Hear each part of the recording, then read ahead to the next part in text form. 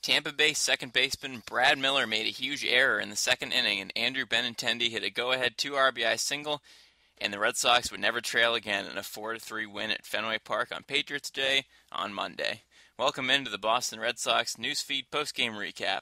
I'm Jess Thomas reporting for CLNS, a leading online provider of audio-visual coverage for the Boston Red Sox.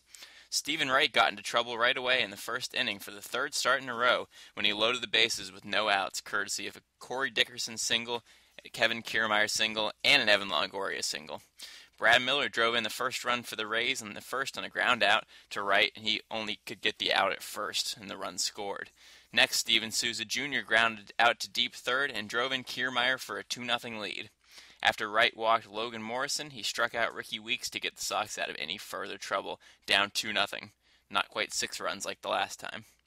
The Sox got a run back in the first as Dustin Pedroia and Andrew Benintendi led off the home half of the first with back-to-back singles. Mookie Betts grounded into a double play, but Hanley Ramirez lofted an RBI single to Wright to drive in Pedroia to make it 2-1 after 1. In the second inning, Tampa Bay pitcher Blake Snell struck out Mitch Moreland and Chris Young to begin the frame, but Sandy Leon singled to center, and Marco Hernandez hit a routine grounder to short, and Brad Miller made that devastating error, dropping an easy catch that would have been a forced play at second to end the inning. Instead, it gave the Red Sox life, and they sure took advantage when Pedroia walked. Benintendi ripped his line drive single to center that both Leon and Hernandez scored on to make it 3-2. Next batter, Mookie Betts lined a single to left field to score Pedroia, and both Benintendi and Betts advanced to second and third on the throw. This made it 4-2. Ramirez walked to reload the bases for Xander Bogaerts, who struck out looking to end the inning. The Red Sox batted around as Bogaerts ended both the first and the second inning with outs. Both pitchers settled down without allowing any more runs through the next several innings. This was an encouraging sign for Wright as he was able to settle down and go 6 innings, striking out 4 with only 1 walk, with no runs past the first inning until the 7th when he faced one batter and that runner would score. Snell went 5 innings with 102 pitches, giving up 7 hits, 4 runs, 1 earned, and 5 strikeouts. In the 7th, Tim Beckham led off a single off of Wright to knock Wright out of the game.